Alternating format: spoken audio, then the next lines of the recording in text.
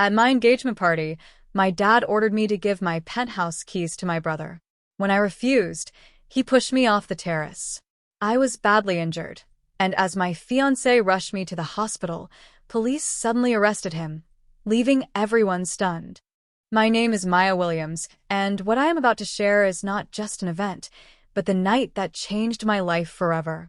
I grew up in Chicago, in a family where my father, Richard Williams, always believed his word was law.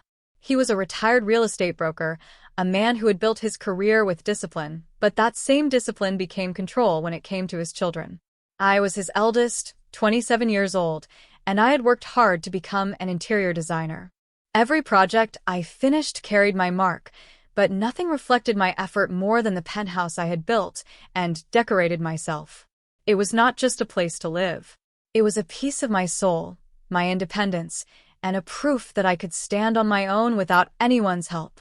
I was engaged to Daniel Carter, a doctor I had met 3 years earlier in the city hospital where he worked.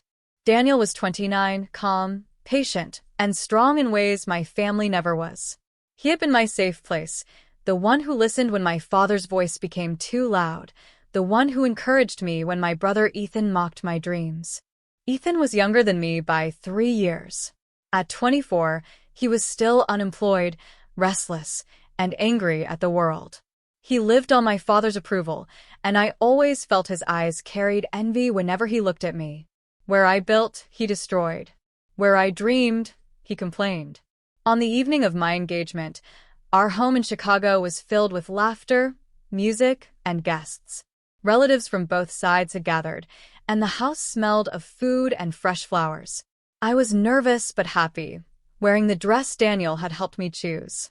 When he stood beside me, holding my hand, I thought maybe, for once, life would be simple and kind. But deep down, I knew my family too well. Peace never lasted long in the Williams house. The moment that changed everything came like a shadow falling over light. My father, standing tall with his usual authority, suddenly raised his voice in front of the guests. "Maya," he said, "give the keys of your penthouse to your brother. From tonight, it belongs to him." The room grew silent. I remember the weight of every eye on me, the surprise on Daniel's face, the way my hand froze in his. My father had not asked. He had ordered like he always did. But this time, the order cut through everything I had worked for. My penthouse was mine. I had built it brick by brick, design by design. I swallowed hard, my heart beating faster than I could bear. "Dad," I said quietly but firmly, "I can't. That penthouse is my work, my dream. It belongs to me." Gasps spread across the hall. My father's face darkened, his pride wounded in front of so many people. Ethan stepped forward, his eyes burning with fury. "You think you're better than us because you made something for yourself?" he spat. "You're selfish, Maya. You should listen to Dad." Daniel squeezed my hand, whispering, "Stay calm." But my silence only fueled their anger. The party had turned from celebration to tension in a matter of seconds. Later that night, when some guests moved to the terrace to enjoy the cool air, Ethan followed me there. The city lights glittered around us, but his face was clouded with rage. "Give me the key," he demanded again. His voice was low but sharp, like a blade. I shook my head. "No, Ethan."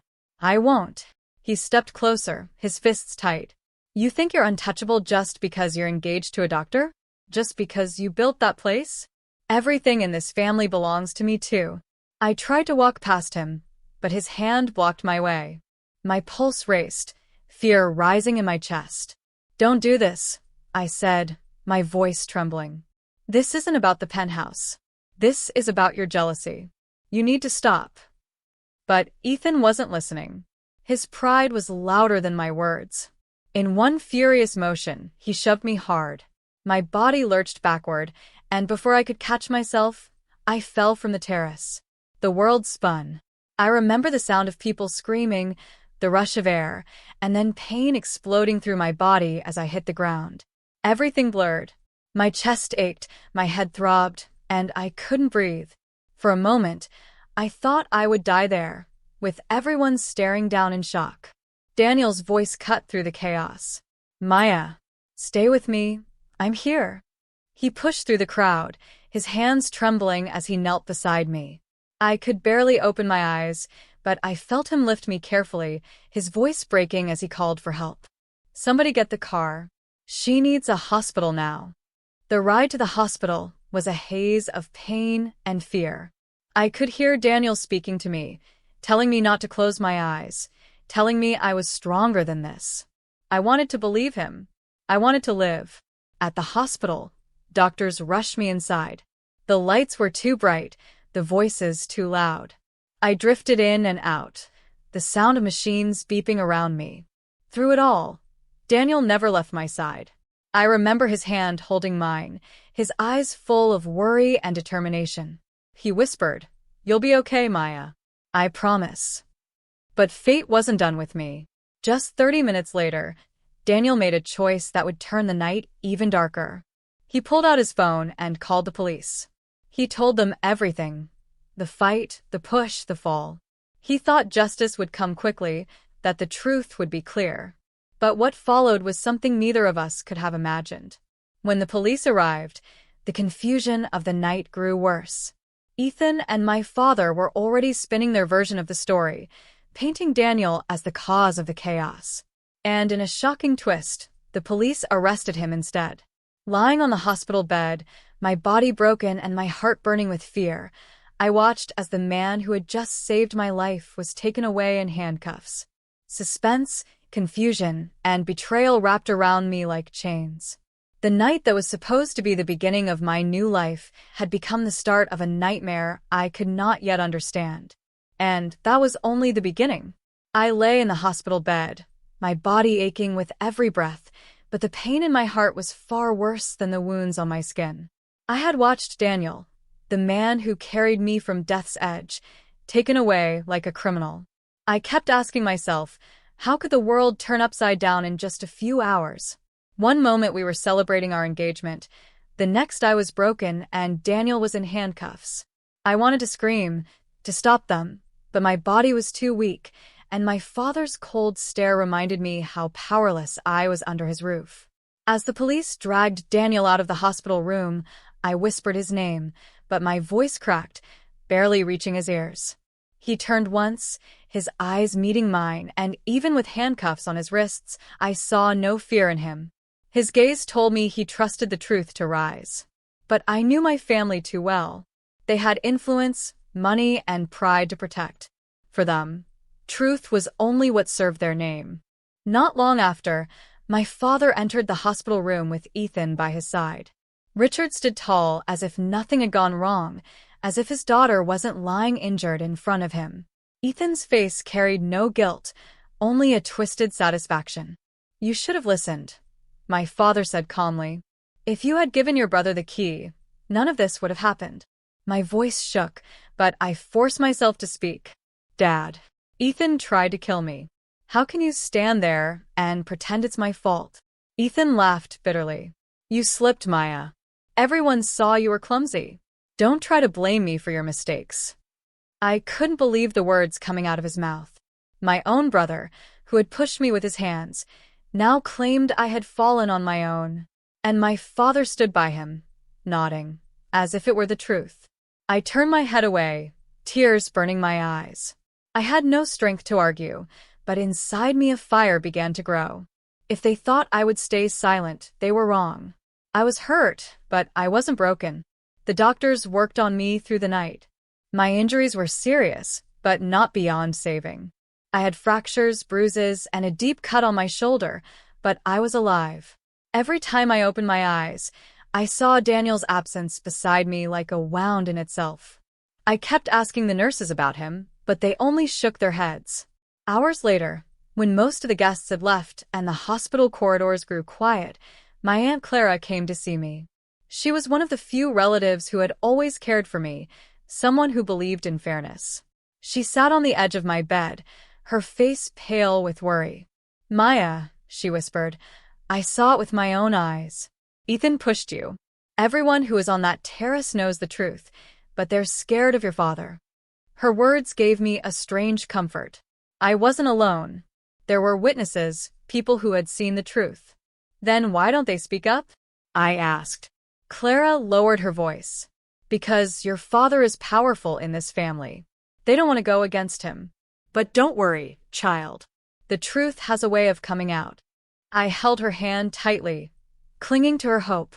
It was the first kindness I had felt since the fall. The next day, a police officer came to take my statement. I told him everything exactly as it happened, from my father's demand at the party to Ethan pushing me on the terrace. But as I spoke, I noticed his eyes flicking to my father, who stood in the corner of the room. Richard's presence was heavy, his silence a threat. The officer wrote down my words but gave no comfort, no promise that justice would follow. When he left, my father leaned close and hissed, "You're making a mistake, Maya. Do not drag this family's name into the dirt." I looked at him, my body trembling, and whispered back, "The mistake was yours, Dad. You raised a son who tried to kill his sister." His face turned red with rage, but I didn't look away. Meanwhile, Daniel was still in custody. The police treated him as if he had been part of the violence, twisting the facts because Ethan and my father had spoken first. For 30 minutes after my fall, Daniel had only been focused on saving my life, not defending himself. That small window of silence gave them enough room to place the blame on him. I lay in bed that night, staring at the ceiling, replaying every moment. The sound of Ethan's voice on the terrace, the shove, the terror of falling, Daniel's arms holding me, his voice begging me to stay awake. And then the cruel image of him being taken away. My heart ached with guilt, as if I had brought him into my family's storm. By the third day, I began to see the cracks in their lies. Neighbors and a few relatives started whispering about what they had seen. Some admitted to the nurses that Ethan had pushed me. One even told a doctor, who passed the message quietly to me. Their words were like drops of water, feeding my will to fight back. When the police came again, I begged them to listen to the witnesses. I begged them to look at the injuries on my body, to see that they matched a violent fall, not an accident. But once again, they seemed hesitant, bound by the influence my father carried in the community. Still, Daniel's lawyer managed to get a hearing set quickly. From the hospital, I insisted on speaking to anyone who would listen. "Daniel saved me," I told them. "He's innocent. The real danger is my brother." Every time I said those words, I felt stronger. Even though my body was weak, my spirit refused to give up. One night, when I was alone in the hospital room, Ethan came to visit. His steps were heavy, his grin cruel. He leaned close and whispered, "You can scream all you want, Maya, but no one will believe you. Dad is on my side, and Daniel will rot in jail. You're all alone." I stared at him, my anger cutting through the fear. "You may think you've won, Ethan, but lies don't last forever. One day, people will know what you did. And when that day comes, you'll lose everything." He smirked and walked away, but his words stayed with me. He was confident, almost too confident. That arrogance gave me strength. Because arrogance blinds men like him, and blinded men always make mistakes. The days passed slowly, but I held on to one truth. Daniel was innocent, and I would not let his name be destroyed because of my family's greed and envy. The fight had only just begun, and though the walls of power seemed to close in around me, I knew they couldn't trap me forever. Something inside me whispered that the story was far from over, and the ending was not theirs to decide. It would be mine. Days turned into weeks, and I stayed in that hospital room, my body slowly healing, but my mind never finding peace. Every night, I replayed the same nightmare in my head. The terrace, Ethan's shove, the fall, Daniel's voice calling my name, and the moment the police took him away.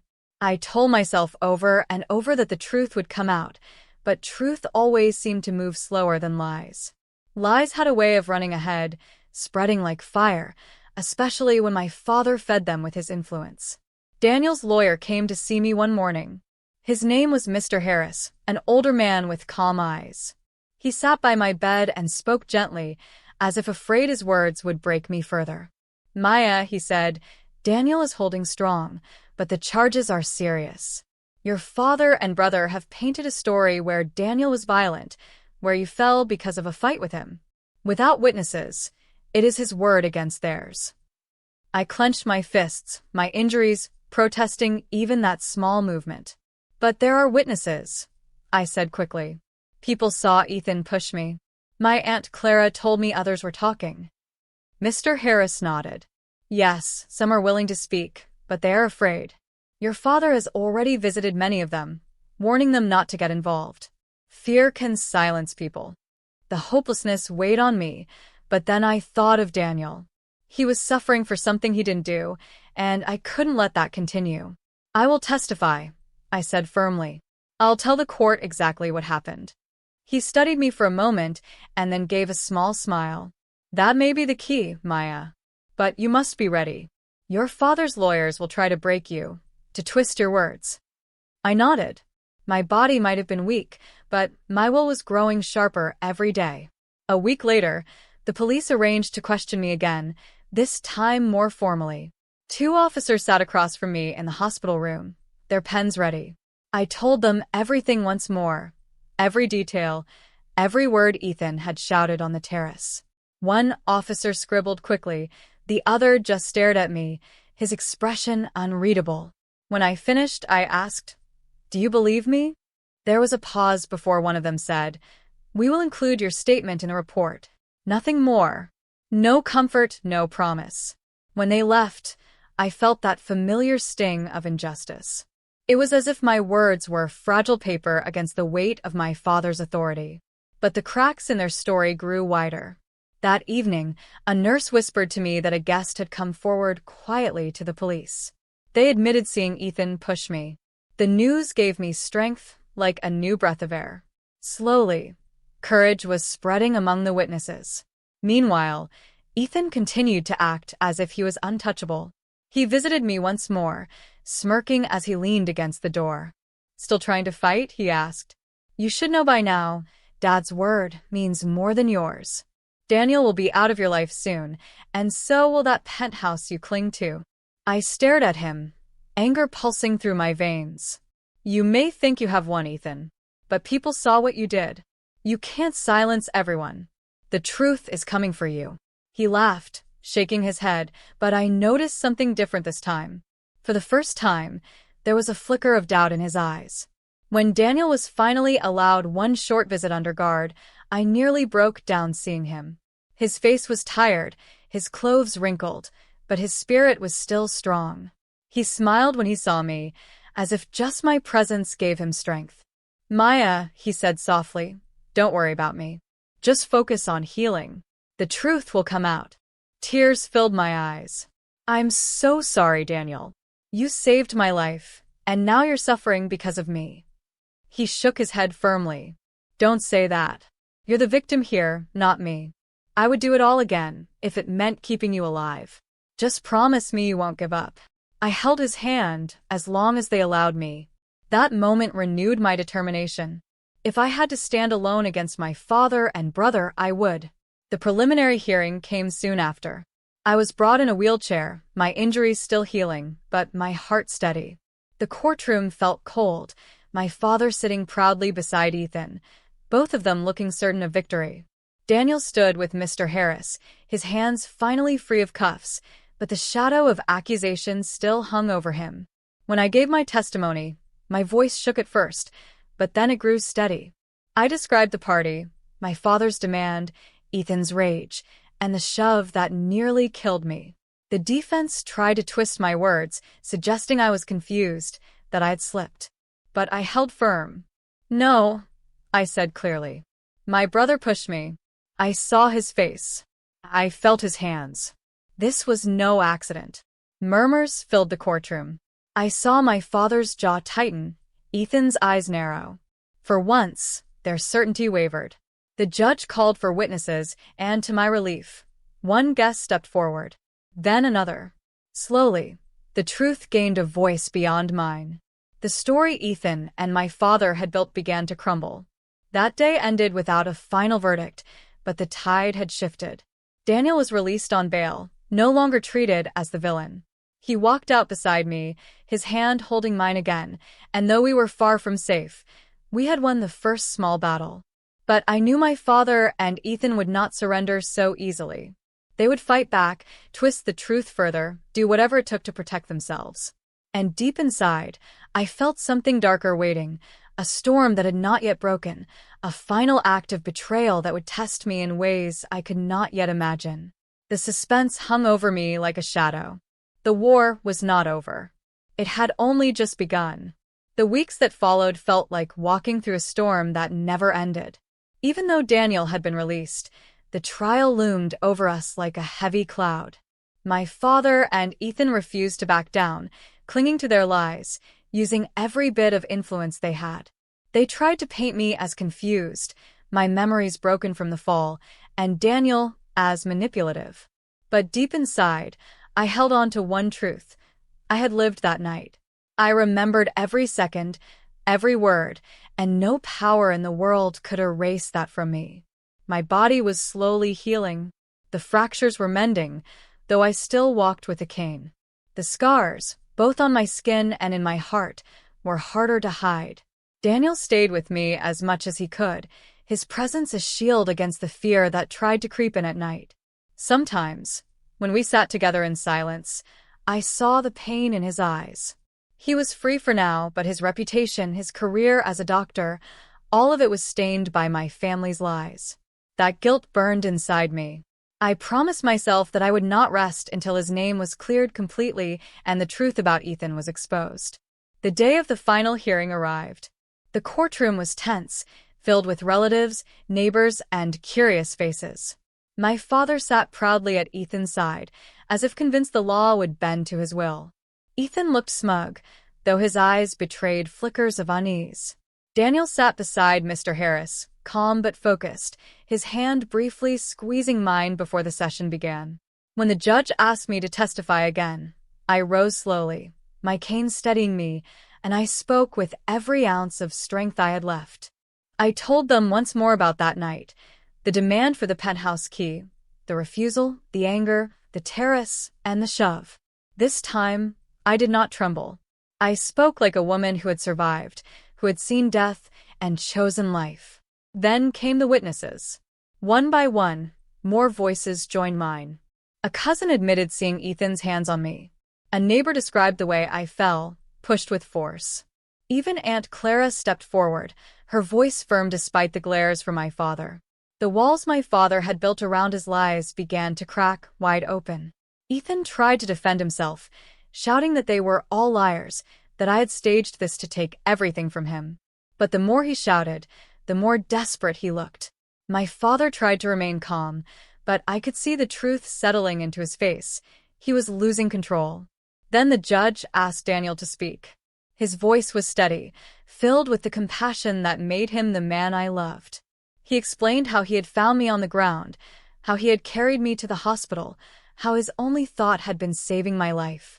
He told them how, even while I was being treated, he had called the police because he believed justice mattered more than silence.